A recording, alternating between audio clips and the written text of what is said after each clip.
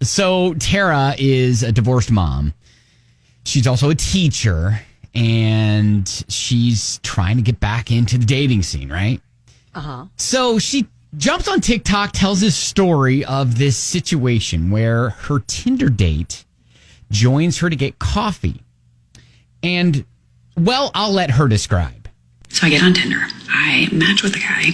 He says, I want to see you today. And I said, well, I only have a 45-minute window before I have to go and pick up my children. We'll just meet for coffee. I'm like, okay, cool. And mind you, I was a teacher at the time, so I'm wearing professional clothing. So I'm there at the coffee shop. He enters, and he is wearing SpongeBob SquarePants flannel pants. Okay. Okay. So he comes in. He showed up to their date wearing SpongeBob flannel pajama pants? Yep. And she continues. And giant wolf slippers. And giant slippers. And I see 3 of my current students walk in and sit. The whole time I'm thinking, they know I'm on a date. You see, first of all, it's crazy to see one of your teachers outside of school anyways. I know, it's kind of jarring at first. But to see a teacher on a Tinder date with a guy who is clearly disheveled, wearing SpongeBob SquarePants pajamas and slippers at a coffee shop must be insane. Oh, come on now. Come on now. I mean, I don't know a lot of guys that are going to walk out of the house where to go anywhere, even, well, maybe Walmart. But most guys are not wearing wolf slippers and pajama pants, especially on a date. A first date. Yeah. A first date. Who does that? So clearly that must have been a bet. That had to have been a bet. That couldn't have been real. So Tara's experience is pretty funny. Susie texts us and says, we met up for a movie, didn't have dinner. It was literally just a movie. One day he starts texting me, wanting me to move in with him. Oh my gosh. Have his babies.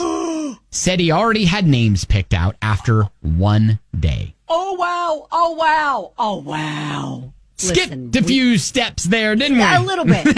I mean, flattering. Oh. Yes.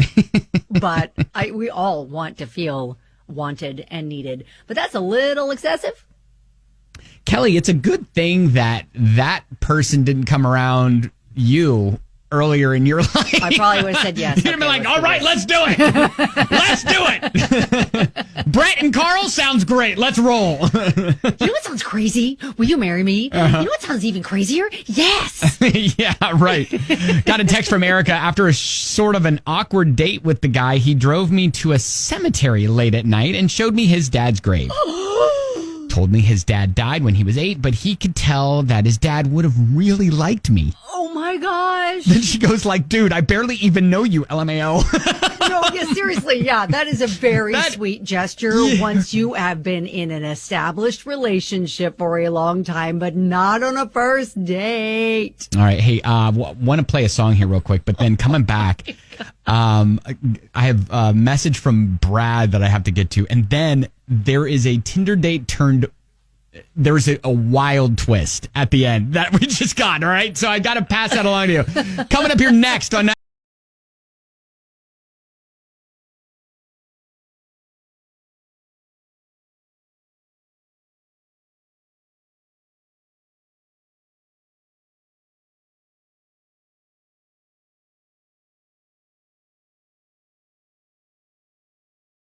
970 JX.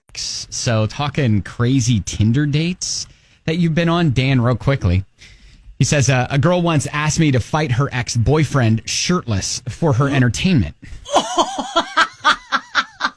Wow. Sadly, he beat me up very badly. I ended up with a black eye and bruised ribs. The girl kissed me on the cheek.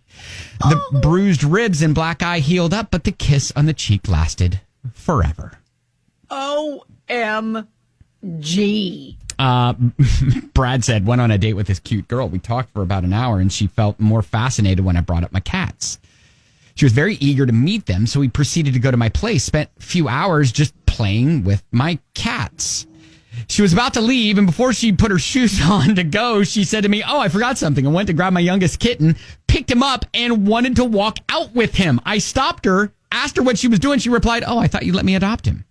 Like, girl, get out of here, LOL. She's going to straight up she was gonna like catnap. Right. She was going to steal his cat. Steal a kitten. Okay, what is happening? Crazy Tinder dates. All right, so wait for the end of this. Message in from a listener says she had just got out of the hospital and a snap blizzard hit, like snowstorm. Oh, unexpected. Yeah, so the bus had dropped her off, but no taxi or Uber dared drive out to get her, so she was stranded at a Waffle House. Oh, no. Follow me. So I took my Jeep Grand Cherokee the 100 miles in the snow to meet her for the first time and to save her. Drove 100 miles for a first date? Yep. In a blizzard. Yeah, Tinder date. I made it 90% of the way. Hit some black ice. No. Slid sideways into a power pole. Oh, wow. The guy that lived there pulled out his tractor trailer and pulled me off the pole. Oh, no. So I continued my journey as the knight in my shiny smashed armor. He continues. I made it to the Waffle House to pick her up. Her door doesn't open because it was smashed in. Oh, my gosh. So she climbs over from the other side, casually brushes aside the bits of broken glass from the shattered window. Oh, my God. We proceed to drive 25 minutes in the snow while freezing air is tossing her post-surgery hair around. Her post-surgery hair. Oh, we made casual conversation. We get to her house and I get out so she can climb back over my seat to get out. She thanks me and we literally part ways. 4 years later, we are happily married, going through IVF to have a daughter. What? Isn't that wild?